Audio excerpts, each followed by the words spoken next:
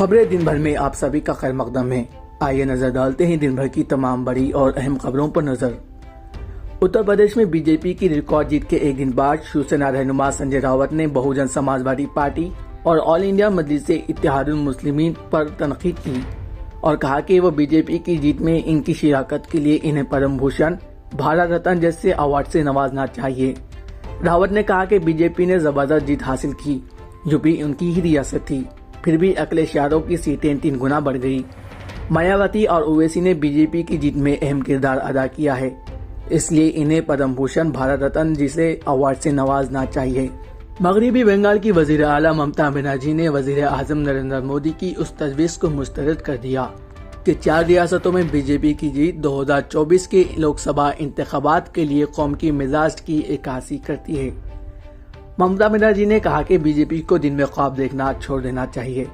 ترنمول کانگریس کے سربراہ نے دیگر ریاستوں کے ساتھ ساتھ اتر پردیش میں بی جے پی کی ریکارڈ جیت پر کہا کہ یہ ایک مقبول میچ نہیں بلکہ انتخابی مشینری اور مرکزی فورسز اور ایجنسیوں کی مدد سے جیت ہے۔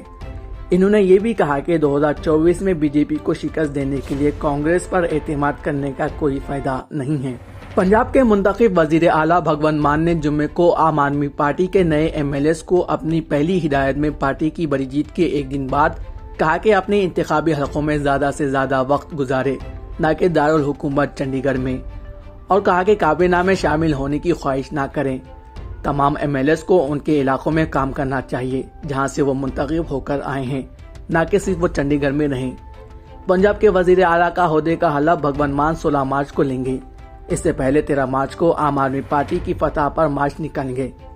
حلف برداری تقریب میں بھگونت مان نے جمعے کے روز دہلی کے وزیر اعلیٰ اروند کیجریوال اور نائب وزیر اعلیٰ منیش سسودیا سے دہلی پہنچ کر ملاقات کی اور انہیں حلف برداری تقریب میں شامل ہونے کے لیے مدعو کیا۔ 5 ریاستوں میں ہونے والے اسمبلی انتخابات میں کانگریس کی بدترین شکست کے بعد پارٹی کی G23 قائدین کا ایک اجلاس سینئر لیڈر غلام نبی آزاد کی نئی دہلی میں واقع رہائش گاہ پر منعقد ہوا۔ پارٹی کے اراکین پارلیمان آنند شرما، کپل سبل، منیش تیواری بھی اس اجلاس میں شریک تھے۔ ایک مکتوب تحریر کرتے ہوئے پارٹی میں بنیادی تبدیلیاں لانے کی سفارش کی تھی۔ توقع ہے کہ سونیا گاندھی جلد ہی ایک اجلاس طلب کرتے ہوئے اتر پردیش بشمول دیگر ریاستوں کی پارٹی کے مظاہروں پر تبادلہ خیال کرے گی۔ پنجاب میں جہاں عام آدمی پارٹی نے کانگریس سے اقتدار چھین لیا ہے تو وہیں اتر پردیش میں پارٹی کو صرف 2 نشستیں حاصل ہوئی ہیں۔ اتر پردیش اسمبلی انتخابات میں اس بار 34 مسلم امیدوار منتخب ہوئے ہیں۔ سابقہ اسمبلی انتخابات کے مقابلے اس بار 10 گنا اضافہ ہوا ہے۔ ان امیدواروں کا تعلق سماج وادی پارٹی اور اس کے حلیف جماعتوں سے ہے۔